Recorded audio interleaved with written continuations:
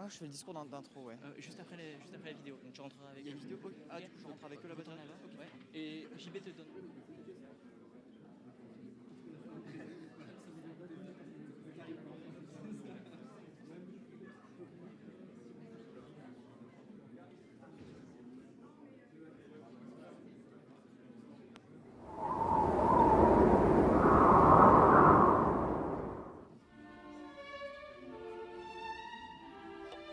C'est-à-dire, je me demande si la gauche n'est pas en train de mourir de bêtises.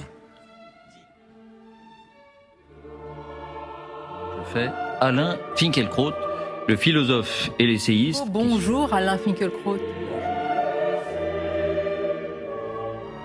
Réplique, littérature et politique avec Édouard Philippe. Avec Alain Duhamel et Avec Éric Zemmour. Alain Borrer et Jean-Michel Delaconté. Avec Fabrice Lucchini.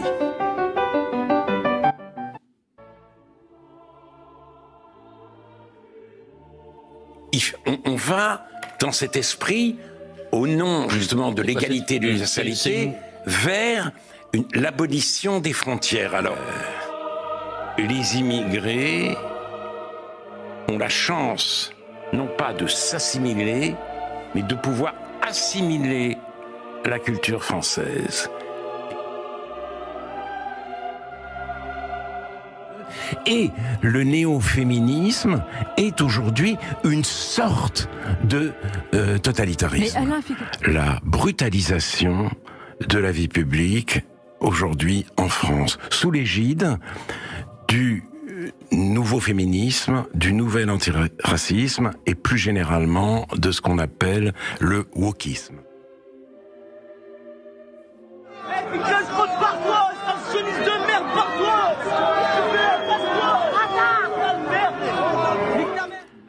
Le 7 octobre, c'est l'allégresse du carnage. Tout le monde arabe ne jure que par la Palestine. Alors même que dans le monde arabe, les Palestiniens sont traités comme des chiens. Je vais être très clair. Netanyahou est un dirigeant catastrophique.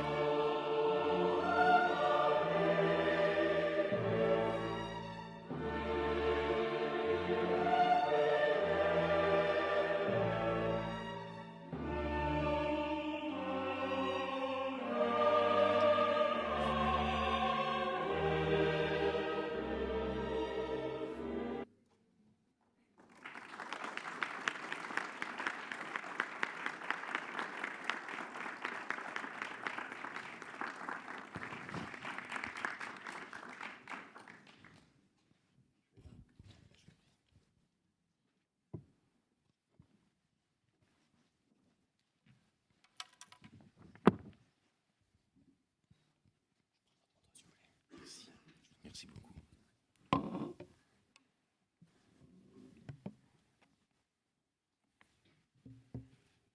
Mesdames, Messieurs, Monsieur Finkielkraut, merci d'avoir répondu ce soir à notre invitation. C'est un honneur pour nous de vous recevoir aujourd'hui à HEC. Cher public, il ne vous aura pas échappé que le politiquement correct, si le politiquement correct était un sport olympique, il y a longtemps que notre invité aurait été disqualifié pour excès de franchise. Car après les succès de Fabien Roussel, Jordan Bardella, Jacques Attali et tant d'autres, ce n'était pas en si bon chemin qu'HEC Débat allait s'arrêter de promouvoir la pluralité d'opinion et la liberté d'expression. Les objets façonnent l'homme mieux que le jeu des idées.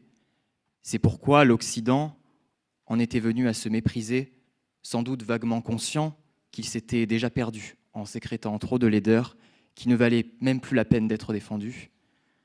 Voici ce qu'écrivait Jean Raspail en 1973 dans son ouvrage Le Camp des Saints, un ouvrage critique des courbes suivies par la civilisation occidentale et de son supposé déclin.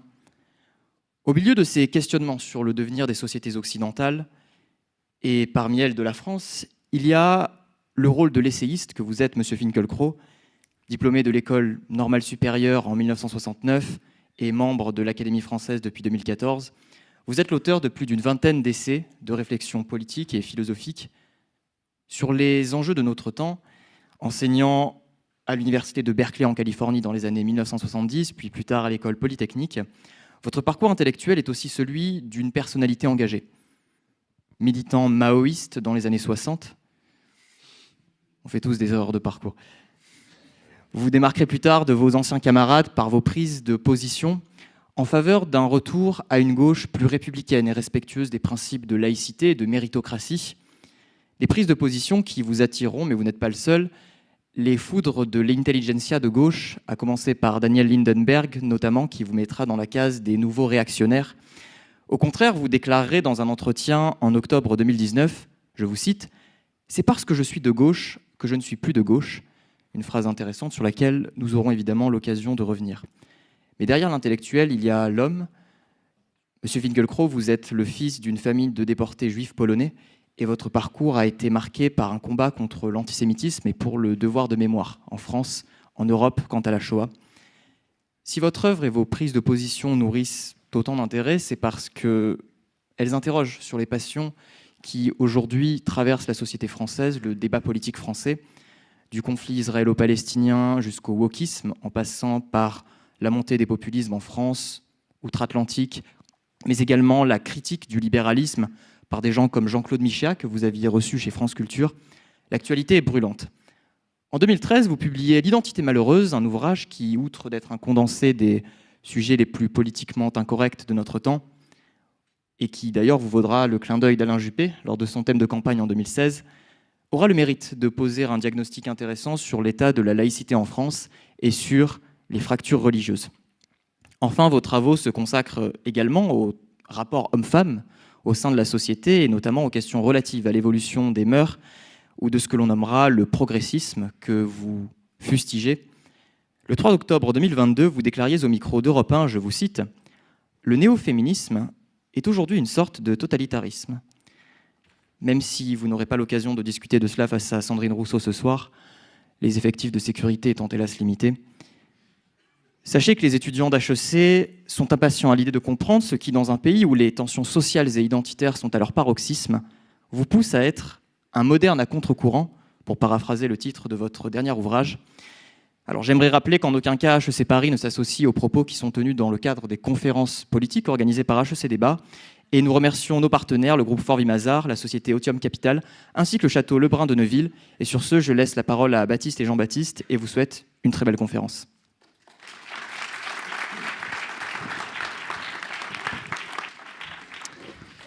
Merci beaucoup Tristan pour ton introduction. Bonsoir Monsieur Finkielkraut, merci d'honorer notre invitation à HEC. Nous sommes plus qu'honorés de vous recevoir. Merci d'être venu avec votre dernier livre, La modernité à contre-courant, qui va infuser notre discussion ce soir. Et avant de nous lancer dans cette discussion qui sera passionnante, c'est certain, je vous laisse ajouter peut-être quelques mots à cette belle introduction. Oh, écoutez, non, je ne vais pas ajouter ni corriger. Je voudrais simplement dire que je n'ai pas tout à fait un militant maoïste dans les années 60. Ça a un côté Wikipédia. Non. J'ai participé avec ferveur aux manifestations en mai 68 et avec ferveur et même avec un sentiment d'étonnement. Nous avons été, tous les 68ards, pris au dépourvu par ce mouvement. Nous nous sommes devenus gauchistes sans l'avoir prévu. Certes, il y avait déjà des groupuscules, mais ces groupuscules se sont enflés à la surprise générale et à la surprise des participants. Moi, j'étais avec un ami en Sologne. Nous préparions le concours de l'école normale supérieure de la rue d'Ulm, qui a d'ailleurs, grâce à notre mouvement, été reporté en septembre, et je l'ai raté dans les grandes largeurs. En septembre 68, donc j'ai repassé l'année suivante, non pas Ulm, parce que j'avais trop peur d'un deuxième échec, dont psychologiquement je sais que je ne me serais pas relevé. Donc j'ai passé le concours de l'école normale supérieure de Saint-Cloud et que j'ai réussi malgré mon trac. Et pour revenir à mai 68, oui, pendant quelques semaines, j'ai choisi d'être maoïste. Il Il fallait bien prendre son ticket, prendre sa casquette. J'ai pris celle-là, avec aussi ce sentiment que je ne voulais pas d'ennemis à gauche. Je voulais être à la gauche de la gauche, parce que la gauche de la gauche, c'était une position inexpugnable. C'était la possibilité de regarder tous les autres de surplomb, pour leur modération, pour leur faiblesse, pour leur absence de radicalité. Donc, dans les années qui ont... Après, j'ai repréparé le concours, donc j'ai oublié le maoïsme.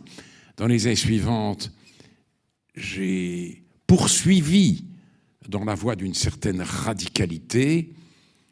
C'était un petit groupe qui avait son adresse à l'école normale supérieure de la rue d'Ulm.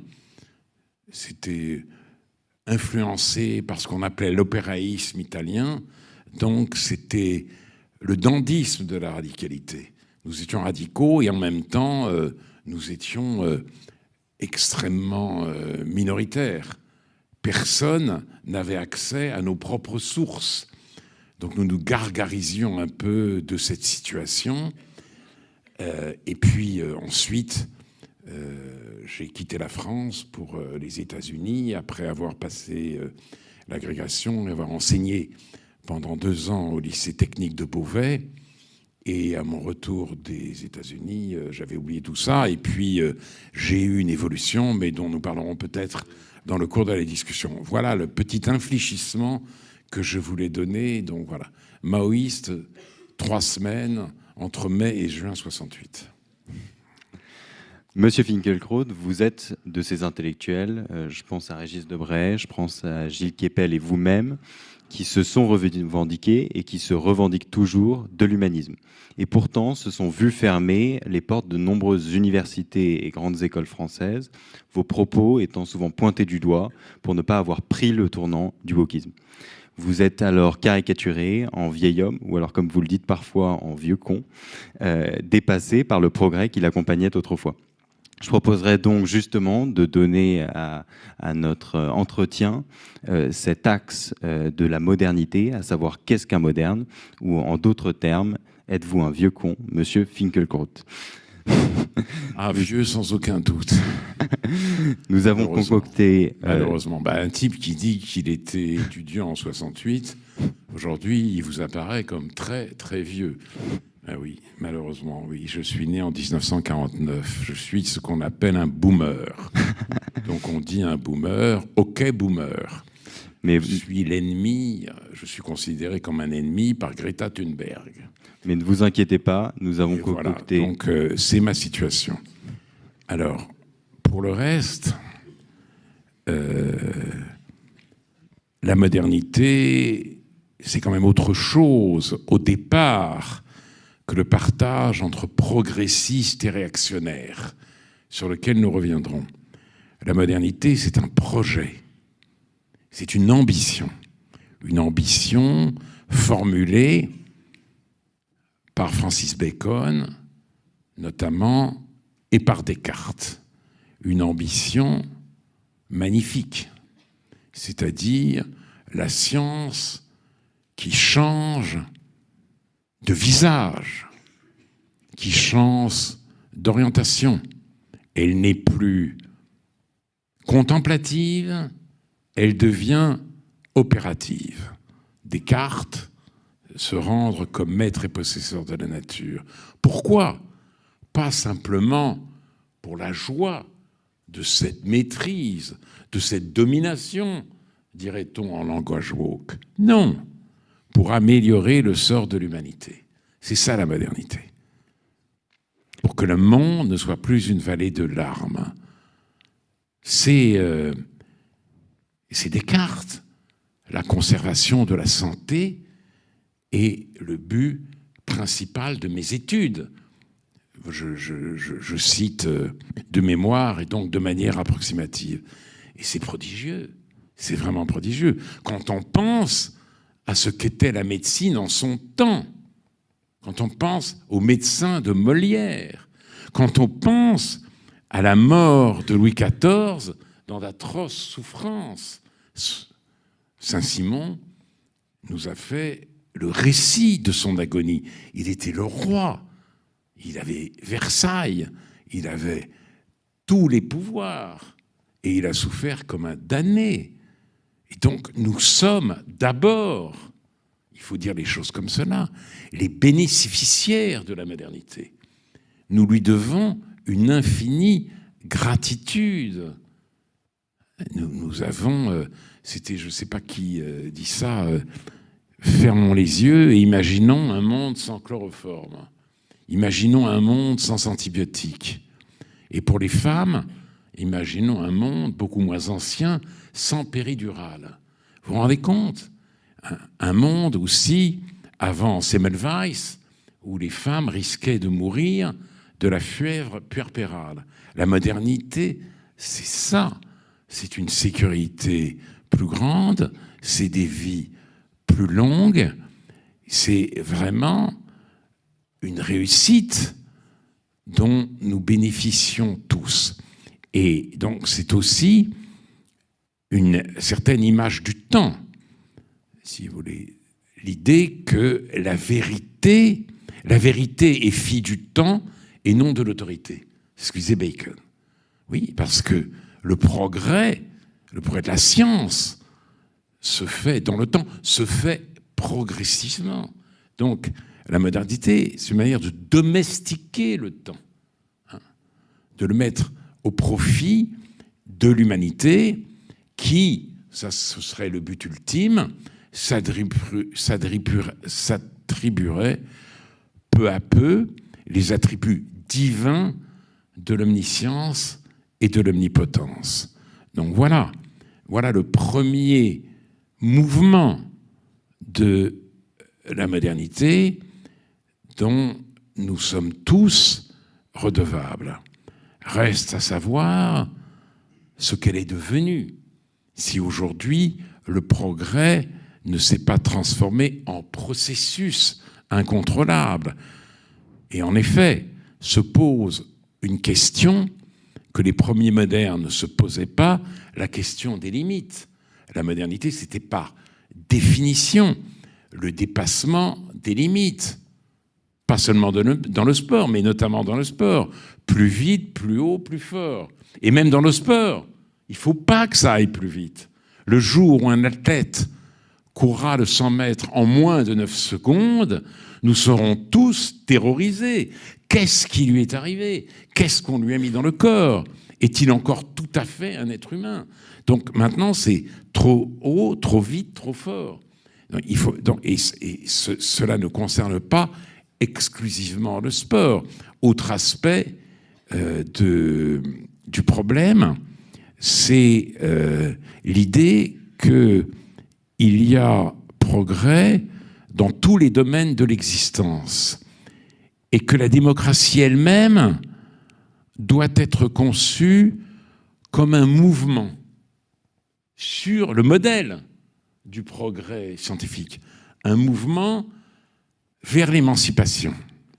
Et le wokisme naît de cela. Justement, donc vous avez très bien présenté les plusieurs thèmes que nous voulons aborder sur la modernité. Donc, voilà, oui, je m'arrête, mais je reprendrai. Oui, pas de problème. Et à savoir, premièrement, effectivement, un des premiers thèmes que nous voulions aborder avec vous, c'est la question de savoir si on peut poser des limites au progrès, et notamment de savoir si le wokisme serait un dévoiement de cette notion de progrès. Et donc, une question qui nous intéressait particulièrement, c'est dans votre critique du wokisme, vous dénoncez le wokisme comme un anti-humanisme. Comment est-ce qu'on peut comprendre qu'une idéologie qui cherche en réalité à comprendre l'homme et prétend le comprendre d'ailleurs mieux que la définition classique issue des Lumières, comment est-ce qu'un souci de l'individu peut-il se révéler en réalité être anti-humaniste ? Être anti-humaniste. Anti-humaniste, donc le contraire d'un humaniste. Ah oui, d'accord. Non, alors, le wokisme, c'est en effet une manière de penser le mouvement de l'humanité vers l'émancipation intégrale et vers l'égalité définitive. Et l'un des personnages, le personnage central du wokisme, c'est le trans. Alors, wokisme, il faut utiliser cette expression avec fermeté et avec précaution, parce que les woke sont les premiers à dire que le wokisme n'existe pas, que c'est un fantasme réactionnaire, que c'est une panique morale. Et ces propos sont tenus dans les médias gagnés par le wokisme, notamment Le Monde. Wokisme, tout de suite, bah oui, c'est comme ça que parlent les gens qui ne veulent pas entendre les nouvelles revendications. Mais non, il ne faut pas se laisser intimider par ce propos. Le wokisme existe, il est facile à circonscrire et à définir. Le trans, d'abord. Pourquoi cette importance? Parce qu'après tout, oui, il y a une différence des sexes, et puis il y a toujours eu des cas d'androgynie dans l'histoire, et des hommes ou des femmes qui ne se sentaient pas tout à fait dans leur peau, d'hommes ou de femmes. Ce sont des exceptions qu'il faut pouvoir traiter avec le maximum de sollicitude, d'humanité. Mais avec ce qu'est devenu le personnage trans, on assiste à toute autre chose. Le trans n'est plus une exception, c'est un exemple. C'est l'avant-garde de l'humanité, parce que c'est la liberté ultime. Nous sommes libres, nous sommes autonomes. La modernité, une autre définition, c'est le passage de l'hétéronomie à l'autonomie. L'hétéronomie, la loi vient d'en haut. L'autonomie, sont les hommes qui fixent leurs propres lois. Mais cette autonomie n'est pas absolue. La liberté est hypothéquée par la naissance. Personne ne dit « je nais ». Tout le monde dit « je suis né ». Nul n'est contemporain de son origine. Nul ne se choisit homme ou femme. Homme et femme, il les créa, dit le Dieu de la Genèse. On n'est pas obligé de dire qu'il est homme et femme, ça vient de Dieu. Mais en tout cas, c'est un donné. C'est un donné.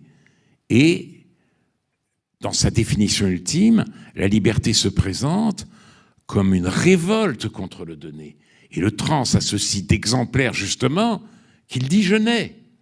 Il ne dit pas « je suis né », il dit « je nais ». Voilà. C'est moi qui choisis mon être. Et donc, je décide d'être homme ou femme. Et je suis donc la forme définitive, la forme ultime de la liberté. Aux autres, qui ne vont pas aussi loin, de s'inscrire quand même dans ce sillon et d'être ce qu'ils veulent, mais d'échapper justement à la structure binaire de l'origine. Donc il y a toutes sortes de possibilités s'ouvrent qui permettent à l'être humain, justement, de se prendre totalement en charge et de ne plus dire « je suis né mais je nais », d'être donc contemporain de son origine, forme ultime de l'émancipation. Voilà le programme du wokisme, d'où le rôle central, le rôle crucial joué par la figure du trans. Mais oui, bien sûr que le wokisme existe. Le wokisme, ça vient du terme américain woke, stay woke, c'était le slogan d'un certain nombre de Noirs américains, restez éveillés, éveillés à la discrimination dont vous êtes victime et à toutes les discriminations. Le wokisme, c'est ça.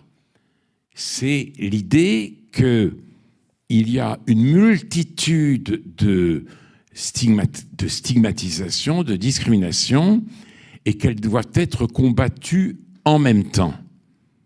Multitude de discriminations, mais il faut aller plus loin, retour à une vision dualiste du monde, selon le schéma de la radicalité. Parce qu'il y a d'un côté les minorités discriminées, et de l'autre côté, le même ennemi, l'Occident, ou le mâle blanc occidental. Un concept très important dans la pensée woke, c'est le concept d'intersectionnalité. Intersectionnalité, c'est-à-dire convergence des luttes. Des femmes noires peuvent être stigmatisées en tant que femmes et en tant que noires, mais elles ne seront stigmatisées, dans le cas du wokisme, que par le même type de personnage, le mâle blanc occidental. Donc, et alors, le wokisme, c'est l'idée, justement, d'une sensibilité absolue, car aucune autre période que celle dans laquelle nous vivons n'a été sensible à toutes les discriminations en même temps. Le sexisme, l'homophobie, la transphobie, le racisme, la grossophobie même. Et on en vient à parler récemment de discrimination ou de stigmatisation capillaire. Cette sensibilité n'a jamais existé. D'où la position d'éminence, la position de surplomb du wokisme. Le woke, c'est à quoi s'en tenir. Il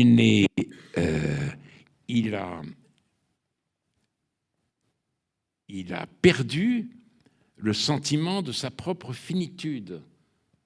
C'est justement l'étape ultime de l'histoire, la finitude est enfin dépassée.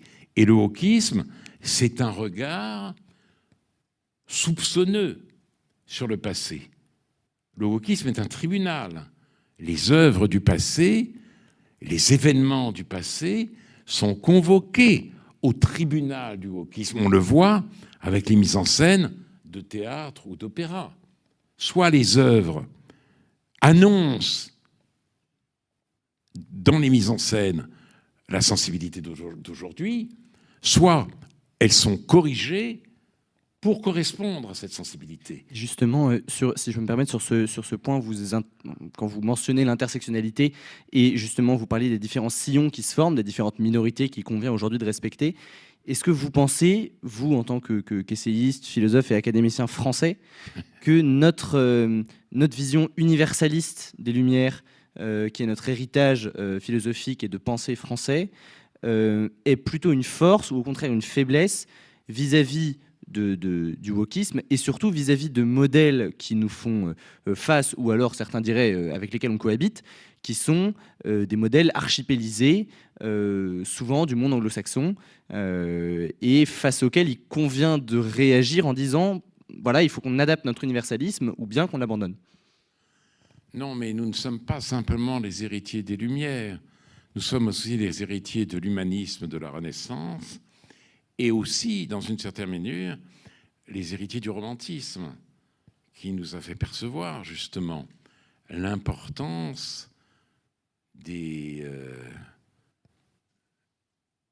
identités nationales, le rôle de l'appartenance dans la constitution de l'être humain.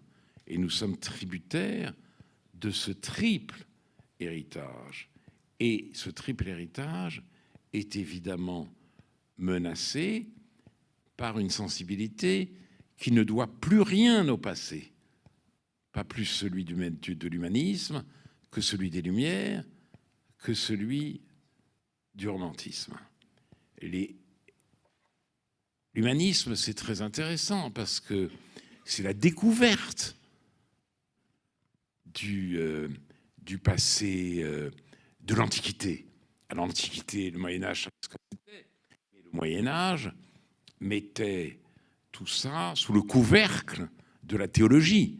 Il y avait une vérité théologique qu'il fallait aussi savoir percevoir dans les œuvres des anciens, des latins comme des grecs. Là, l'humanisme dit non, non, il y a une vérité dans ces œuvres-là qui tient à leur génie propre. Et ce que dit l'humanisme aussi, c'est que c'est justement par le détour des signes d'humanité déposés dans les œuvres de culture que nous accédons à nous-mêmes et à la compréhension du monde. Donc voilà, on devient ce que l'on est en lisant les œuvres du passé. C'est ainsi naît le concept moderne de culture.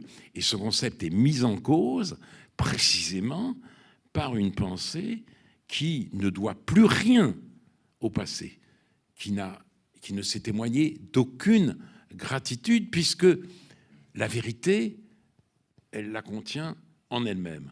C'est ça, le wokisme. Et c'est en effet un mouvement très fort aux États-Unis, dans les pays anglo-saxons, mais qui a déjà franchi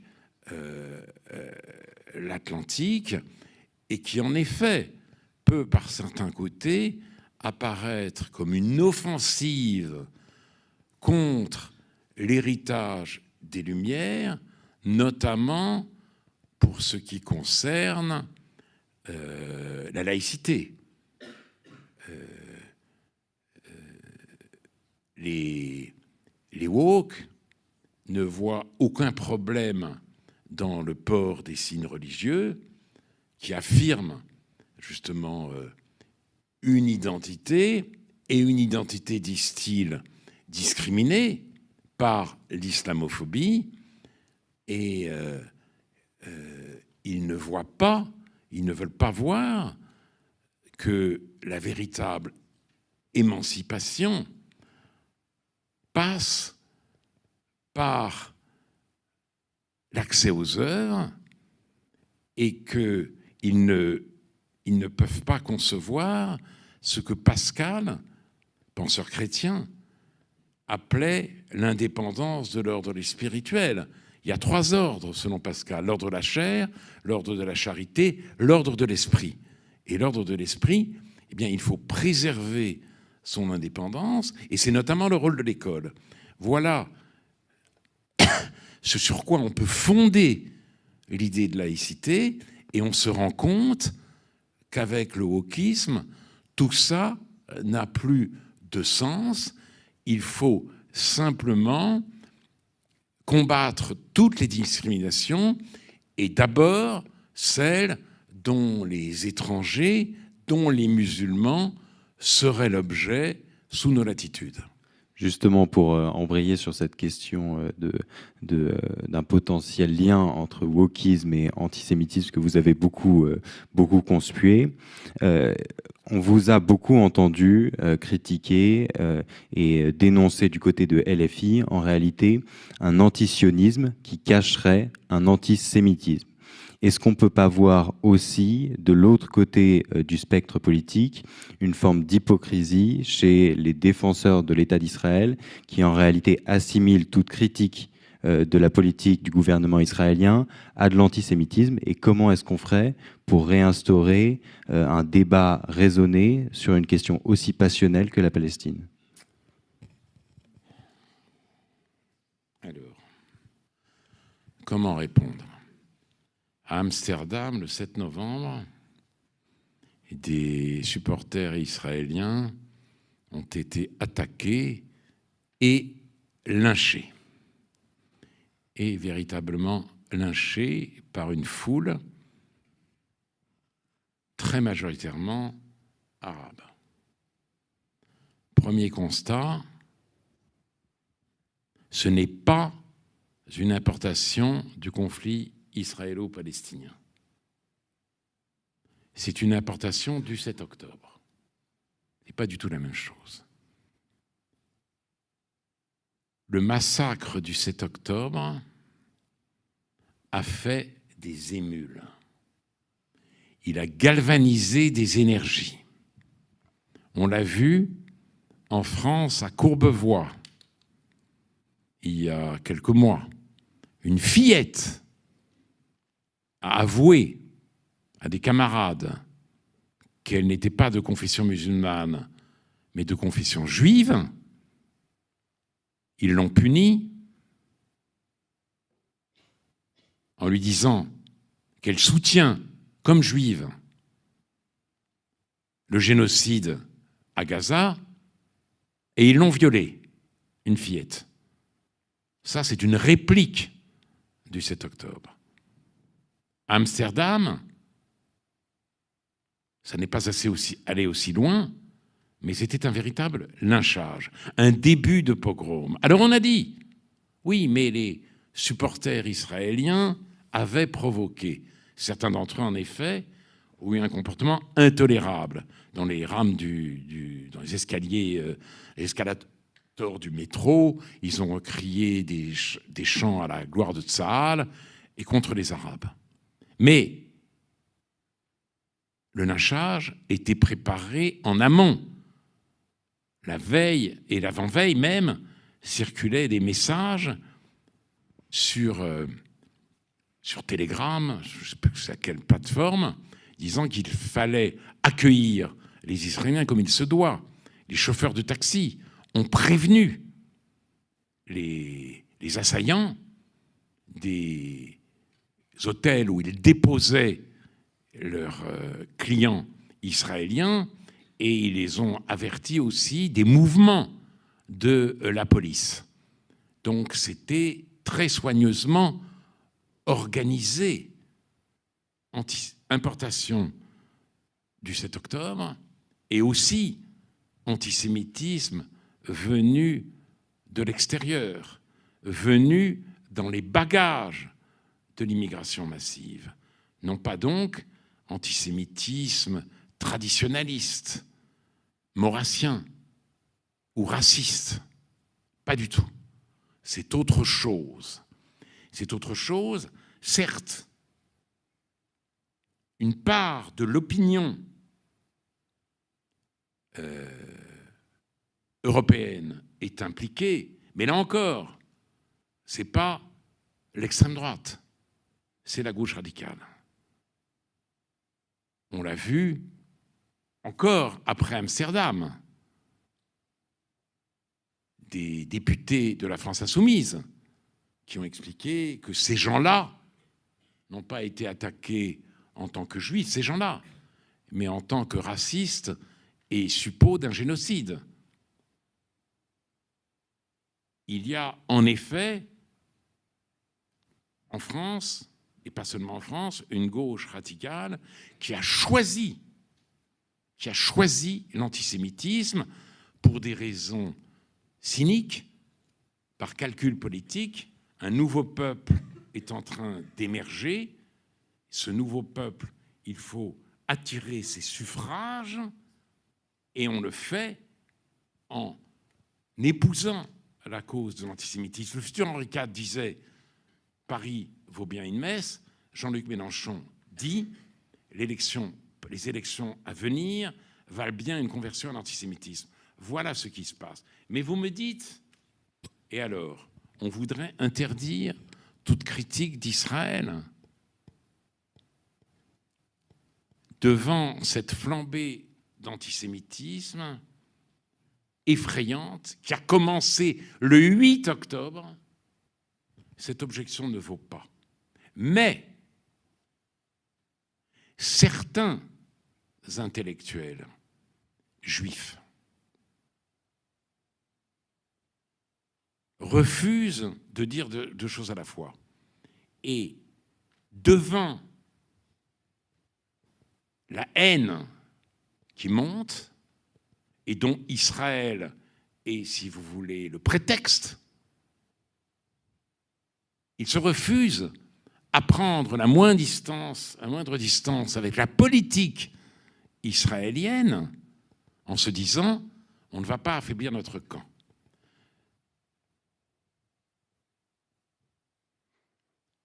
Et ce n'est pas mon cas. Moi, je suis face à l'antisémitisme dont Israël est l'occasion, dont Israël est le prétexte, intégralement solidaire d'Israël. Mais quand je dis solidaire Israël, je suis amené aussitôt à penser lequel? Quel Israël? L'Israël de Netanyahou ou l'Israël de son ministre de la Défense qui vient d'être limogé, Yoav Gallant? L'Israël de Bezalel Smotrich qui vient d'inscrire au programme de la Knesset l'annexion de la Judée-Samarie, ou l'Israël des manifestants qui défilent jour après jour, semaine après semaine, dans les rues de Tel Aviv, de Haïfa, de Jérusalem, pour réclamer la libération des otages, de nouvelles élections et une commission d'enquête sur le 7 octobre. Je fais mon choix, et mon choix est très simple. Je choisis Yoav Gallant contre Netanyahou. Pourquoi Yoav Gallant a-t-il été limogé, ministre de la Défense et ancien chef d'état-major? Parce qu'il répétait la politique de Netanyahou est sans boussole. Il n'a pas de stratégie pour le jour d'après.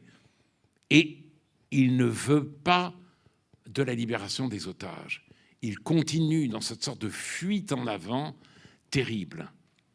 Et en effet, s'il ouvrait la voie ou s'il admettait dans un avenir plus ou moins proche des négociations autour de la Palestine, ces ministres extrémistes démissionneraient. Donc, comme il veut à tout prix garder sa coalition, il continue dans le même sens. C'est une politique que je juge terrifiante et qui me fait mal, qui me fait d'autant plus mal que j'aime Israël et que je ne reconnais pas l'Israël que j'aime dans les menées de Benyamin Netanyahou. Donc, simplement, je veux pouvoir formuler les deux choses. Aucune concession à l'antisémitisme. Des étudiants belges viennent tout récemment de Bruxelles, viennent d'affirmer leur soutien aux lyncheurs du 7 novembre et de dire qu'ils voulaient une Palestine libre du fleuve à la mer. C'est-à-dire finir avec Israël. Quelle concession je peux faire à ces gens-là? Aucune, absolument aucune. Mais pour autant, je ne peux pas me satisfaire d'une politique qui mène Israël au désastre et qui, aujourd'hui, fait souffrir une grande partie des Israéliens. Merci beaucoup. Parce que comme nous le disions avant notre échange, je pense que certaines questions du public seront dirigées vers ce point. Donc nous allons continuer sur notre deuxième volet qui consiste, après avoir exploré et analysé les mécanismes contemporains, à vous questionner sur la redécouverte de ce qui avant est encore utile, de ce qui est à aller chercher dans le passé. Et ma première question est volontairement un peu provocatrice. Vous dites que vous avez cessé d'être un révolutionnaire quand vous vous êtes rendu compte que le vieux monde n'était pas étouffant, comme on peut le penser quand on est jeune, visiblement, et qu'il était plutôt exsangue, et qu'il fallait d'une certaine façon venir à son secours, ou en tout cas le préserver. Alors, la question est donc la suivante. Est-ce que vous ne pensez pas qu'il s'agit là du cycle de pensée d'un homme plus qu'un changement radical de pensée, à savoir quand on a 17 ou 20 ans, on aime bien aller sur une barricade, et puis quand on avance dans l'âge, on la regarde plutôt assis depuis son canapé de façon un petit peu précautionneuse? Écoutez, je pense, quand je vous écoute, à deux formules de Philippe Muret. Je ne sais pas si ce nom vous évoque encore quelque chose. C'est un penseur important qui est mort malheureusement en 2006, je crois.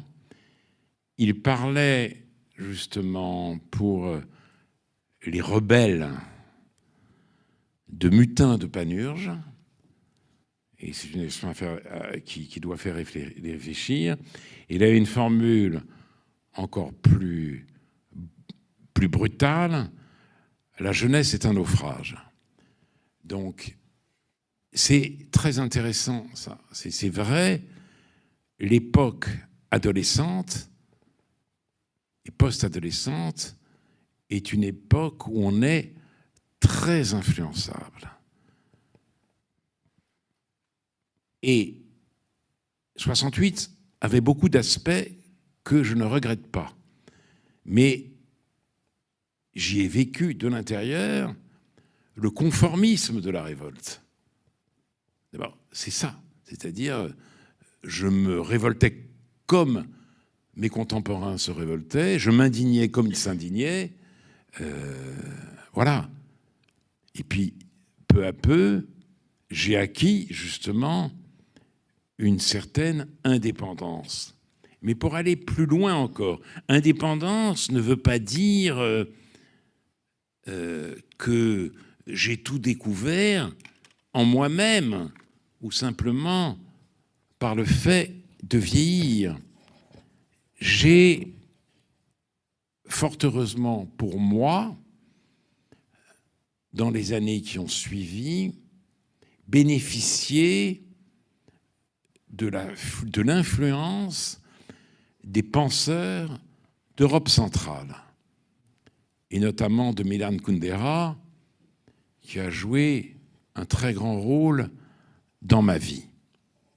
Et Milan Kundera fait une comparaison très éclairante entre le mai parisien, 68, et le printemps de Prague. C'est ça, 1968, c'est à la fois le mois de mai à Paris et le printemps de Prague. On a un peu... On n'a pas oublié le printemps de Prague, mais on a fait comme si ces deux événements témoignaient de la même révolte, du même esprit insurrectionnel. Et Kundera s'est élevé contre cette identification. Voici ce qu'il écrit. Le mai parisien fut une explosion de lyrisme révolutionnaire. Le printemps de Prague, l'explosion d'un scepticisme post-révolutionnaire. Le mai parisien était radical. Ce qui, pendant de longues années, avait préparé l'explosion du printemps de Prague, c'était une révolte populaire des modérés. Révolte populaire des modérés. Révolte des modérés. Ces deux mots ne vont pas ensemble dans l'esprit de tout un chacun. Soit on est modéré, soit on est révolté. D'ailleurs, Albert Camus, dans L'homme révolté, justement, avait voulu associer la révolte et la mesure. La révolte et les limites.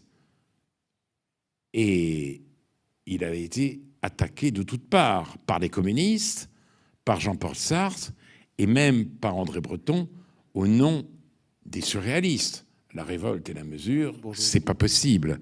Et alors, il va encore plus loin, Kundera, il enfonce le clou. Le mai parisien mettait en cause ce qu'on appelle la culture européenne et ses valeurs traditionnelles, alors que le printemps de Prague était une défense passionnée de la tradition culturelle, dans le sens le plus large et le plus tolérant du terme, défense autant du christianisme que de l'art moderne, tous deux pareillement niés par le pouvoir. Et voilà, moi, j'ai vieilli, bien sûr, mais ma vie, c'est le passage d'un printemps à l'autre, du mai parisien au printemps de Prague. J'ai compris beaucoup de choses avec, justement, cette explication par Milan Kundera du printemps de Prague et son attachement à la culture dans le sens le plus large, le plus ouvert, le plus tolérant du terme, est devenu le mien. Et donc justement, sur cette question de culture et notamment de tradition, est-ce que vous pensez qu'après la grande déconstruction de l'héritage par Bourdieu, il faut aujourd'hui réapprendre à hériter? J'ai pas compris. Est-ce que vous pensez qu'après la grande déconstruction que Bourdieu fait de la notion d'héritage, vous parliez de tradition ici dans les mots de Kundera, il faut réapprendre en France à hériter? Ah oui, en effet. nous devons réapprendre à être des héritiers, réapprendre la finitude, réapprendre la modestie. Bien sûr, ça, j'en suis tout à fait convaincu. L'héritage, c'est l'école. Et l'école, là, ça me fait vous citer un autre auteur qui m'est cher, Hannah Arendt. En 1960, elle a écrit un article extraordinaire, La crise de l'éducation. 1960. Tous les problèmes dans lesquels nous les débattons sont déjà là. Elle dit, les enfants sont des nouveaux venus sur la Terre. Et ce nouveau venu, il faut l'accueillir et il faut l'intégrer dans un monde plus vieux que lui. C'est la seule manière pour lui de développer sa capacité de créer quelque chose de neuf. Donc, l'éducation ne peut être que conservatrice. Que conservatrice. Voilà. Sinon, aucune nouveauté ne peut vraiment apparaître dans le monde.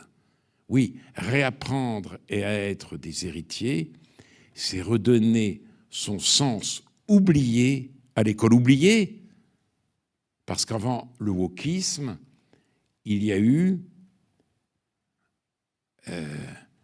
une sorte de frénésie égalitaire. Et là, il faut en revenir à Tocqueville. Tocqueville qui dit, la démocratie, certes, c'est un régime, mais là, la modernité n'a rien inventé. Il y avait des démocraties dans l'Antiquité. Certes, il est vrai, la démocratie moderne, c'est la démocratie représentative, mais c'est autre chose. C'est le mouvement continu de l'égalisation des conditions. Et un mouvement qui inspire à Tocqueville des sentiments mêlés, fascination et une sorte de terreur religieuse. Et la question, c'est où cela va-t-il s'arrêter? C'est-à-dire, est-ce que, au nom de l'égalité des conditions, toute hiérarchie va être abolie et toute dissymétrie avec elle? L'école ne vaut comme institution que par la dissymétrie des rôles. L'élève n'est pas le professeur. À chacun sa place. De même que le père n'est pas l'enfant. Que serait une famille totalement démocratique ou une école totalement démocratique? Or, on va de plus en plus vers cela. Toutes les réformes, avec cette idée, justement, d'abord, de donner aux enfants la parole avant de leur donner la langue. Justement, au nom de l'égalité, on vous donne la parole, et vous ne savez pas parler, et donc vous ne savez pas écrire, et donc vous ne savez pas écrire même quand vous êtes bachelier. Et donner la parole avant de donner la langue, et développer, dès que possible, l'esprit critique. On vous parle sans cesse de l'esprit critique. Mais qu'est-ce que c'est l'esprit critique quand on est confronté à Madame Bovary ou à Phèdre? On s'en fout de l'esprit critique. Bien sûr qu'on comprend pas très bien quand on a 14 ou 15 ans. Mais alors, on va dire, ouais, mais moi, je pense pas comme ça, je suis pas d'accord. Ben non, on s'en fout. Ça n'a aucun intérêt. Il faut évidemment être dogmatique, enseigner autant que possible l'admiration. Les classiques, disait Borges, sont des œuvres qu'on aborde avec une ferveur préalable et une mystérieuse loyauté. Une ferveur préalable. Oui, on fait confiance. On fait confiance. Oui, Madame Bovary, c'est très, très, très bien. C'est très, très bien. C'est difficile. Le professeur est là pour éclairer. Mais pas pour recueillir l'opinion de l'élève sur Madame Bovary. Ça n'a aucun intérêt, même pour l'élève lui-même. Donc, voilà ce que ce serait réapprendre à être des héritiers. Repenser l'école dans ses fondements. c'est-à-dire refonder l'école au lieu d'accumuler réforme sur réforme. Et vous parliez donc d'héritage et d'éducation. Si on se pose ensuite sur un autre de vos grands thèmes, je sais que vous avez grandement critiqué les élites mondialisées contemporaines, que vous opposez notamment à celles de l'époque de Proust, où les élites françaises étaient complètement dévouées au service de la patrie. Donc vous avez face à vous un amphithéâtre de jeunesse, de futures élites contemporaines complètement mondialisées et déracinées, qui potentiellement n'héritent plus. Comment est-ce que vous pouvez nous dire à quel point c'est désolant et comment nous ramener au service de notre patrie? Comment nous ramener à... Comment nous ramener au service de notre patrie? La patrie? Oui. Oh là là. Je n'aurais pas cette ambition. Mais, ben oui, vous m'avez appris que un grand nombre de cours ou de séminaires se faisaient en anglais. Je sais que c'est vrai à Sciences Po. J'imagine que c'est vrai aussi à Polytechnique, où j'enseignais. Peut-être me devrait-on maintenant, si j'étais engagé à l'école polytechnique, de dire mes cours en anglais. Je refuserais, mais c'est sans doute la voie inéluctable, non pas du progrès, mais du processus dans lequel nous sommes engagés. Je trouve ça évidemment infiniment regrettable. Nous devons... La langue est sans aucun doute notre patrimoine le plus précieux. C'est dans cette langue natale que nous pouvons de toute façon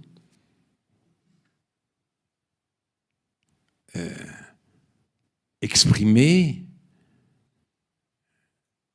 la subtilité, la nuance, la complexité des choses. En anglais, et surtout en globish, nous perdons cela. Nous perdons cela. Nous perdons au service d'une universalité qui n'est en fait que l'uniformité. Et pour moi, c'est un véritable crève-cœur. Il ne s'agit pas de pousser un cocorico. La langue a d'autres choses à dire que cocorico. Et il s'agit simplement de préserver la vraie diversité du monde, parce que c'est ça qui est extraordinaire. On n'a jamais autant parlé de diversité que depuis que le monde s'uniformise. La diversité, c'est d'abord la richesse des langues. Et il n'y a de culture mondiale qu'à travers cette richesse. Et donc, non, voilà, il y aura de plus en plus de diversité, nous dira-t-on, c'est-à-dire, voilà, l'hospitalité, place à l'autre, place à l'étranger, mais la vraie diversité s'en va, nous la perdons.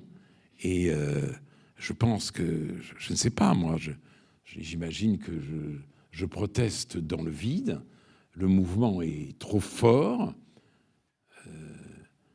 c'est lié à la puissance de l'anglais sous la forme du globish.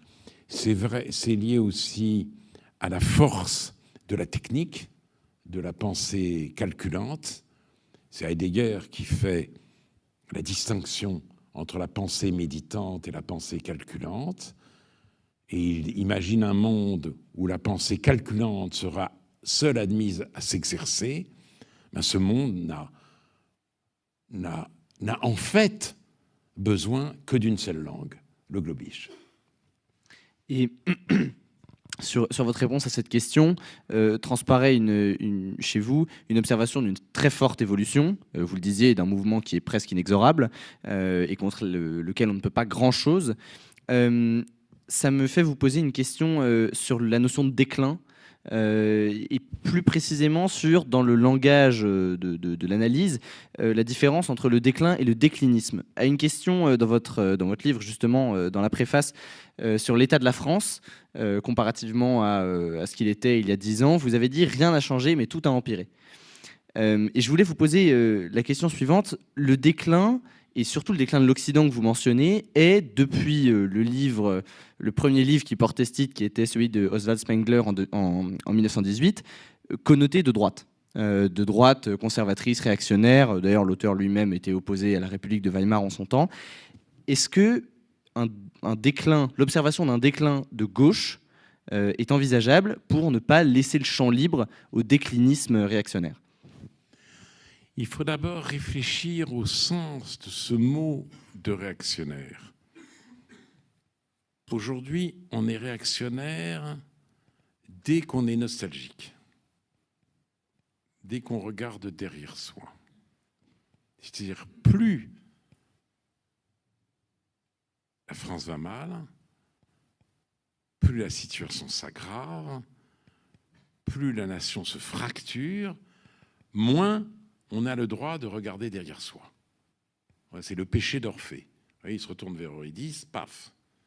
Et nouveau péché, on n'a pas le droit de regarder derrière soi. Parce que on est réactionnaire et même, pire encore, on est un peu raciste. C'était un monde homogène. C'était un monde blanc. On a fait ce procès à des films inoffensifs, commerciaux. Amélie Poulain, vous avez peut-être vu il y a quelques années, ou Les Enfants du Marais. Télérama ne les a pas ratés, ces deux films. Franchement, il n'y avait pas de quoi. Il y avait simplement, oui. Ils montraient une France non multiethnique. Et si vous regardez vers une France non multiethnique, c'est qu'effectivement, vous ne supportez pas la diversité. Et donc, vous êtes coupable. Première définition du mot réactionnaire. Et puis aussi, il faut en revenir à l'idée démocratique des modernes. C'est-à-dire, la démocratie, c'est un régime, des opinions se confrontent, et puis, voilà, de cette confrontation jaillit, espère-t-on, une forme de vérité, ou en tout cas, une forme de consensus.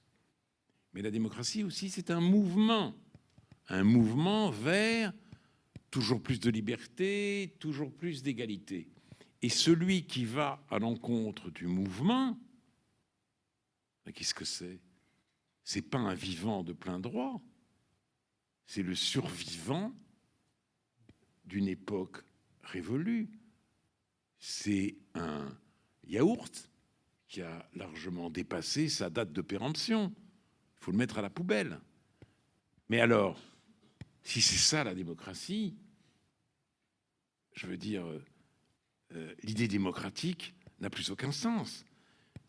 L'idée démocratique n'a de sens que si tous les contemporains sont contemporains. Si tous les contemporains ne sont pas contemporains, donc il y a des gens qui incarnent la démocratie et il y a des gens qui font en exclure. Donc on entre dans une vision totalitaire de la démocratie. Voilà ce que révèle pour moi l'usage trop fréquent du mot réactionnaire aujourd'hui. Donc je m'insurge contre cet usage. Alors, parler de déclin. Le mot a en effet des connotations qui font peur. C'est Spengler, c'est la révolution conservatrice allemande. Mais il faut avoir le droit de comparer. Est-ce que l'école fonctionnait mieux hier qu'aujourd'hui? D'ailleurs, des ministres semblent le penser, puisque après la longue expérimentation du collège unique, faite au nom de l'égalitarisme dont je parlais tout à l'heure, on en revient, semble-t-il, contre l'avis des syndicats, comme d'habitude, au groupe de niveau, puisqu'on vous parle de choc des savoirs, c'est-à-dire, voilà, des choses qui... Puisqu'on vous parle d'autorité. L'un des méfaits de 68, c'est l'identification entre l'autorité et la domination. On oubliait justement la différence que le latin, qu'on n'enseigne plus. Ben oui, on l'enseigne à partir de la terminale maintenant. On en vient à une différence dont le latin était porteur, le magister et le dominus. Le maître qui enseigne et le maître qui opprime. C'est pas la même chose. C'est pas la même chose. Et mai 68 a dit c'est la même chose. C'est la même chose. Et Pierre Bourdieu a théorisé ce contresens dans Les Héritiers et dans un livre intitulé La reproduction. Et donc on a voulu sortir du cours magistral. Ça, c'est extraordinaire. Qu'est-ce qu'un cours qui ne serait pas magistral? C'est un pléonasme, cours magistral. Un cours, c'est un professeur sur une estrade qui parle. Évidemment, il peut y avoir des échanges, etc., bien sûr. Mais un cours non magistral n'est plus un cours. Or, aujourd'hui, les inspecteurs engueulent, les tapent sur les doigts des professeurs qui continuent dans la voie du cours magistral, c'est-à-dire du cours, et c'est tout. Donc, voilà, là où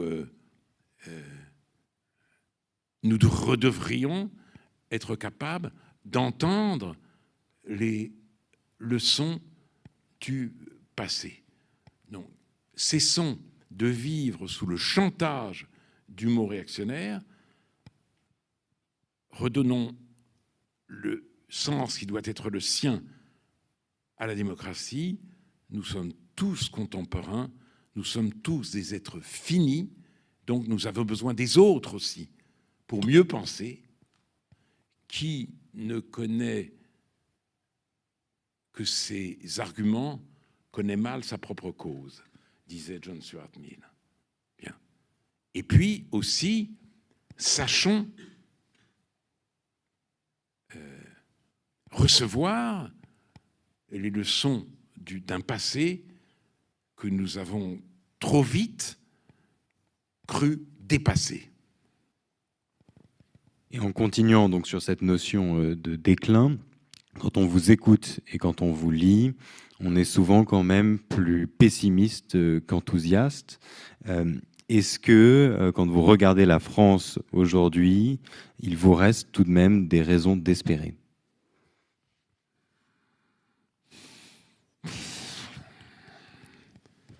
Est-ce qu'il me reste des raisons d'espérer? Oui, d'une certaine manière, puisque je continue à réfléchir et à intervenir. Donc, je n'ai pas jeté l'éponge. Même si, en effet, les choses me semblent aller de mal en pis, comme le révèlent jour après jour des faits de société qu'on a tort d'appeler des faits divers.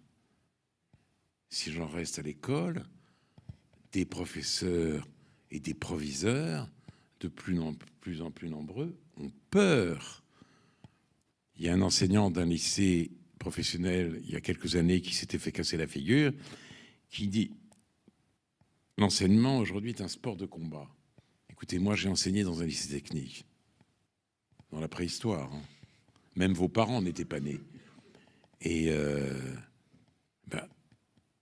à la lisière de Beauvais, je n'avais aucun problème de discipline. Les bons jours, c'est ceux où je réussissais mon cours. Les mauvais jours, c'est ceux où je me plantais, où j'étais pas bon, où je n'attirais pas suffisamment l'attention des élèves. Et je me disais, parce que c'est très difficile d'enseigner. C'est dans le secondaire, comme dans le primaire, comme dans le supérieur. C'est une épreuve à chaque fois. Il faut capter l'attention, il faut se surpasser, etc. Et ça ne marche pas à tous les coups. Mais c'était mon seul problème. Aujourd'hui, les choses sont tout à fait différentes. Collège brutal, disait Maragoyet dans un livre déjà ancien. Je n'ai pas connu de collège brutal, ni des lycées brutal, ni dans ma scolarité, ni dans mon expérience assez brève d'enseignant du secondaire. Donc ça, je suis obligé de le constater. Je vois aussi, c'est vrai, les progrès de l'inculture avec le progrès des réseaux sociaux. Je suis obligé d'en prendre acte. Qu'est-ce que l'écriture devient sur les réseaux sociaux? Qu'est-ce que la technologie apporte? Elle apporte toujours plus de confort, mais est-ce qu'elle humanise les êtres? Est-ce qu'on a vraiment gagné avec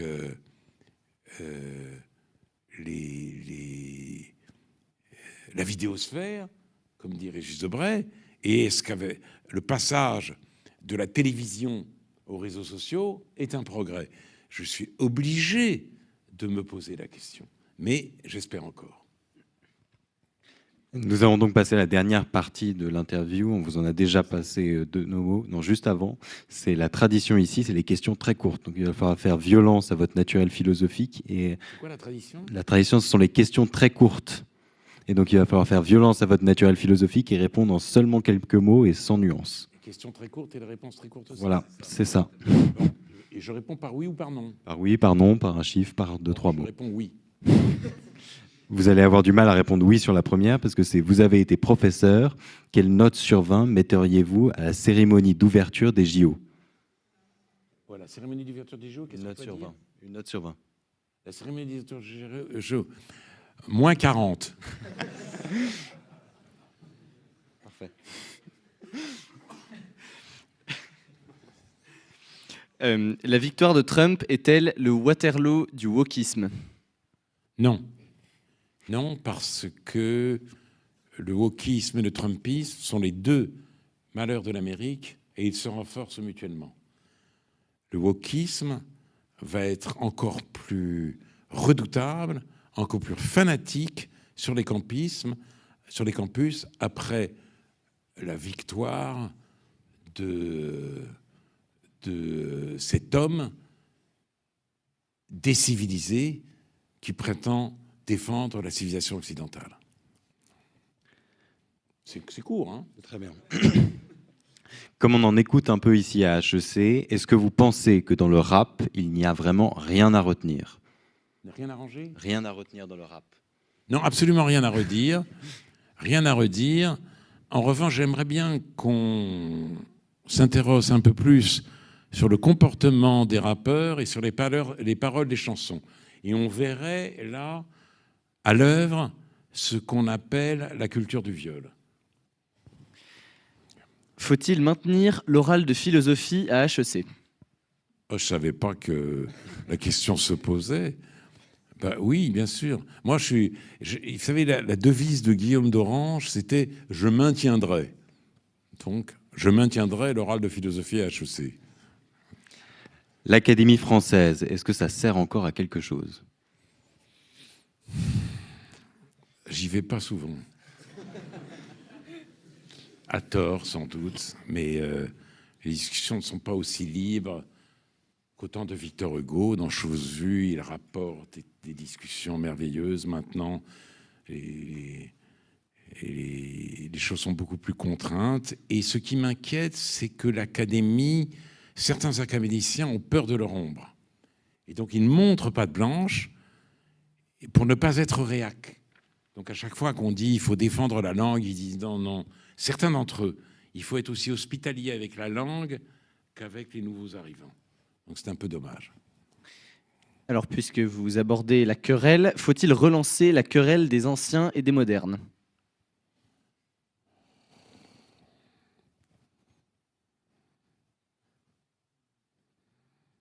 Ben, la querelle des anciens et des modernes, c'était Swift, je crois, qui en avait été le grand initiateur, et les anciens, c'était un peu le combat de l'abeille et de l'araignée. L'araignée sortait tout de son propre fond, et l'abeille, elle Elle allait de fleur en fleur. Alors, à l'araignée, c'était Descartes, et on a vu quand même le résultat extraordinaire du cartésianisme, mais je ne parlerai pas de querelle, mais il ne faudrait pas oublier la leçon de l'abeille. Est-ce que cela vous attriste d'être caricaturé comme un conservateur alors que tout votre combat a été celui de l'humanisme et de la liberté? Est-ce que ça vous attriste d'être... Quand je suis taxé de conservateur, ça va. C'est quand on me dit que je bascule dans le racisme, le sexisme et je ne sais quelles autres horreurs que je souffre. Mais moi, mon credo, c'est le même que celui d'un autre penseur de l'Europe centrale, Leszek Kolakowski, qui avait écrit dans un article publié par Commentaire en 1978 « Comment je suis conservateur, libéral, socialiste ». Voilà, j'essaye d'être les trois.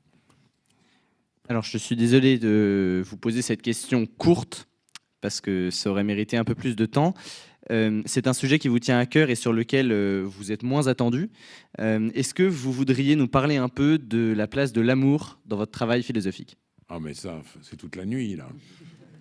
Non, mais oui, j'ai... Le premier livre que j'ai écrit avec Pascal Bruckner, c'était Le Nouveau désordre amoureux. Et puis, il y a La sagesse de l'amour autour de l'œuvre de Lévinas. Et puis, il y a eu Ici l'amour durait, des analyses de romans sur cette question, justement. Est-ce que l'amour peut durer? Et puis, un chapitre sur l'amour dans Pêcheur de perles. Oui, c'est une chose, enfin, une réalité, un affect auquel je réfléchis depuis très longtemps, parce que l'amour est une aliénation bienheureuse. On raisonne toujours en termes de liberté et d'égalité. Dans l'amour, l'être humain découvre, par l'amour, découvre dans la dépendance la vérité de sa condition. Et il me semble que c'est une idée qui mérite d'être sans cesse creusée. Et puis, il est vrai que l'amour a joué et joue un rôle important dans ma vie. Et une dernière question, si vous aviez trois mots d'espoir à donner à la jeunesse ici rassemblée. 3 mots d'espoir. Qu'est-ce que je vais dire? Liberté, égalité, fraternité. Qu'est-ce que je vais dire?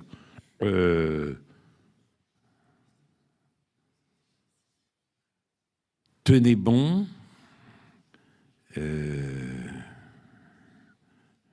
Si vous voulez, tenez bon, ça fait 2 déjà. Qu'est-ce que je veux dire?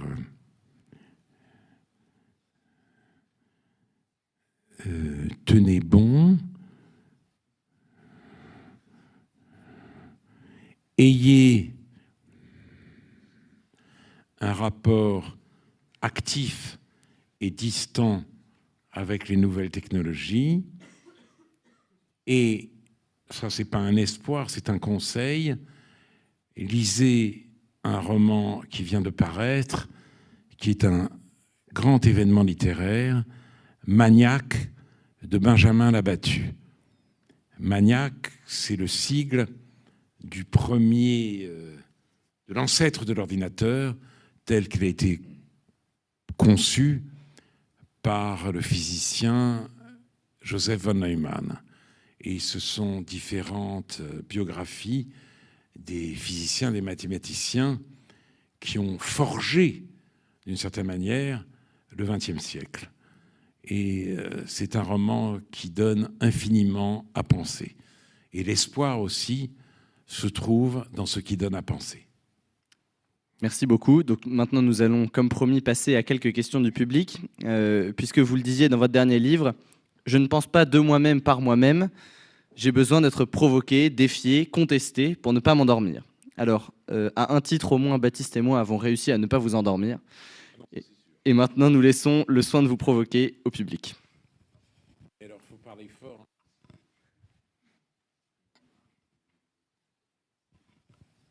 Vous me traduisez sinon. Bonjour Monsieur Finkielkraut. Merci d'être venu ce soir. Il y a beaucoup de critiques à votre égard, des gens qui disent ah celui-ci est un faux philosophe et même dans l'actualité on en trouve des centaines des philosophes français. Donc est-ce que vous pouvez nous dire la différence entre un vrai et un faux philosophe? Je ne sais pas, si vous voulez, moi, peut-être suis-je un faux philosophe puisque j'ai passé une agrégation de lettres modernes. Alors, ai-je le droit au titre de philosophe? Mais je pense que la question philosophique n'est plus qu'est-ce que, au moment justement où le vrai et le juste se sont distingués de l'ancestral, la naissance de la philosophie. La question philosophique d'aujourd'hui, c'est qu'est-ce qui se passe? On ne croit plus, on ne doit plus croire, après le XXe siècle, que l'histoire est l'accomplissement de la raison, comme le pensait Hegel et à sa suite Marx, et donc l'événement surgit et il faut savoir le penser. Alors évidemment, tenter de penser l'événement, c'est un risque, parce qu'on peut se faire avaler par l'actualité. Et donc, être méprisé, parce que, justement, on réfléchit au jour le jour. Peggy le faisait. Peggy pensait par quinzaine. C'est un philosophe journaliste, les cahiers de la quinzaine. Et son génie s'est exprimé comme ça. Mais moi, je m'efforce de répondre à la question « qu'est-ce qui se passe ?» Mon étonnement devant l'événement. Voilà. Alors, suis-je pour autant un vrai philosophe? Je vous laisse et je laisse au lecteur le soin d'en juger.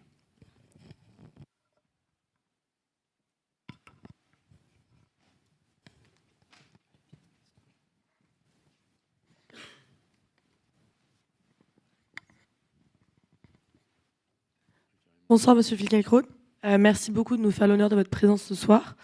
Je reviens sur ce que vous aviez dit au début de votre entretien, quand vous parliez du trans comme paroxysme du wokisme, et vous disiez que donc ils incarnent à tort ou à outrance, si j'ai bien compris, l'exemple de la liberté ultime. Cependant, certains disent que la liberté des uns s'arrête là où commence celle des autres. Donc j'aimerais savoir en quoi vous considérez que les choix identitaires d'un trans entrave notre liberté ou la liberté des autres, du moins. Le choix identitaire d'un trans n'entrave la liberté de personne. Et je ne me prononce pas sur ce choix. Je pense qu'il ne faut pas non plus sous-estimer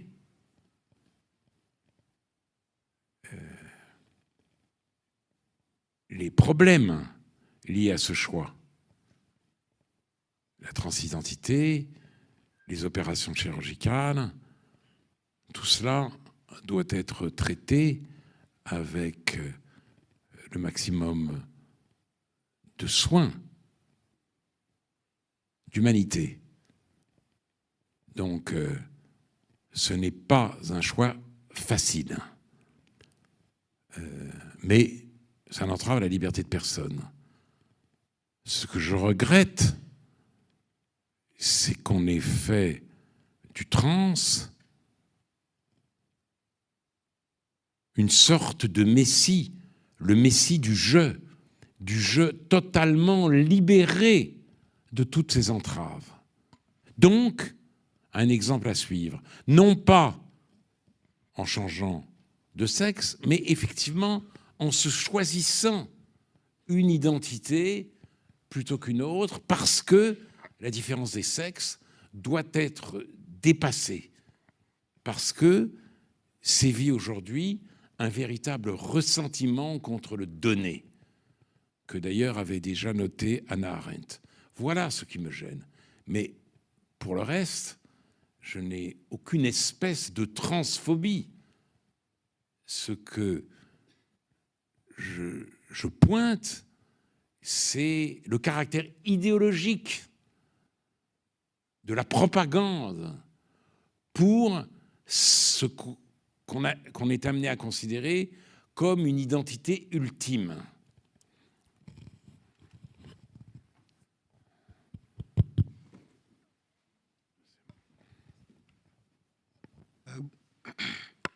Bonsoir, Monsieur Alain Finkielkraut. Est-ce que vous ne pensez pas que notre époque se prend pour une autre et que la haine qui était auparavant dirigée contre les Juifs est aujourd'hui dirigée contre les musulmans? Ou est-ce que vous pensez au contraire que la France fait face à une crise identitaire? Gramsci disait déjà que la crise, c'est lorsque de l'ancien se meurt et que du nouveau n'arrive pas à surgir. Et donc, est-ce que vous pensez que la France fait face à une crise, mais qu'il y a de l'émergent, mais que nous n'arrivons pas à saisir cet émergent-là et à nous l'approprier? Vous pouvez me dire ce qu'il a dit, j'ai pas compris. Est-ce que vous pensez que notre époque se prend pour une autre, dans le sens où la haine qu'il y avait auparavant envers les Juifs se déplace vers les musulmans? Et est-ce que vous pensez que face à cette crise, il y a une émergence possible face à laquelle nous serions aveugles pour le moment? Une émergence de quoi? Une sortie de crise. Une sortie de crise, si j'ai bien compris la question. Alors, mais notre époque se prend pour une autre, c'est ça? Oui, en transposant la haine, l'antisémitisme sociétal qu'on observait avant. Dans les années 20. Il est déplacé vers les musulmans. Non, je crois que cette idée selon laquelle les Juifs ont été remplacés par les musulmans dans l'imaginaire français est fausse, est totalement fausse. Elle est exprimée notamment par Edoui Plenel, le fondateur de Mediapart, par le sociologue Luc Boltanski ou par l'historien Enzo Traverso. Ce n'est pas vrai. Ce n'est pas vrai. Et d'ailleurs, cette représentation, ce récit, a pour conséquence l'occultation du nouvel antisémitisme. Parce que cet antisémitisme est très majoritairement islamiste. Alors, si le musulman est le nouveau juif, ça n'entre pas dans le cadre. Donc, toute la presse qui est attachée à cette identification fait le silence sur le nouvel antisémitisme. Et je ne suis pas sûr que l'islamophobie se développe spectaculairement en France. J'ai peur aussi que sous le concept d'islamophobie, on range toute réflexion critique sur l'islam.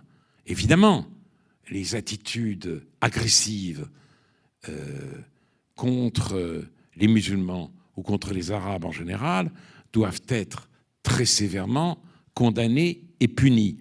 Cela va de soi. Mais nous n'avons pas...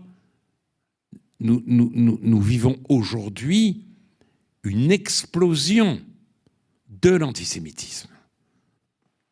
Inouïe. Quelque chose dont j'aurais jamais cru être le contemporain. Les Juifs sont de plus en plus nombreux à avoir peur. Et ils ont d'autant plus peur qu'ils ne font pas le poids.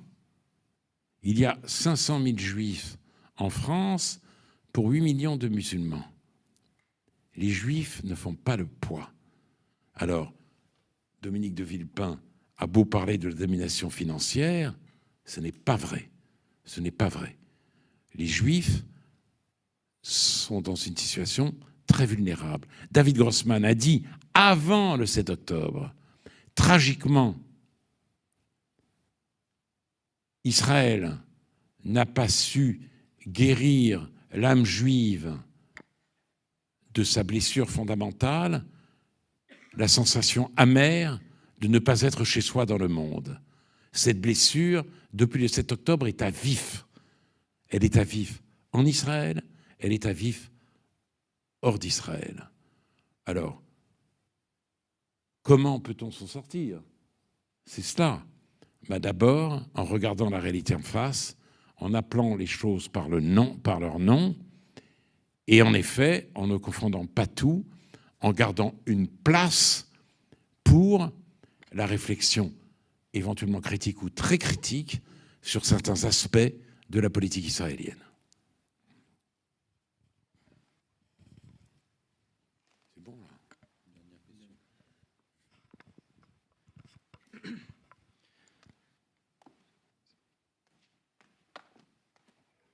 là. Bonsoir, merci pour la première partie de la conférence. Moi j'ai une question en ce qui concerne ce que vous appelez le wokisme, dans sa définition au sens large. On a beaucoup parlé de ce qu'est le wokisme, sa place actuelle dans la société, mais prenons un scénario pessimiste, admettons que la société devienne vraiment entièrement wokiste, du moins la société française. À quoi ressemblerait cette société selon vous?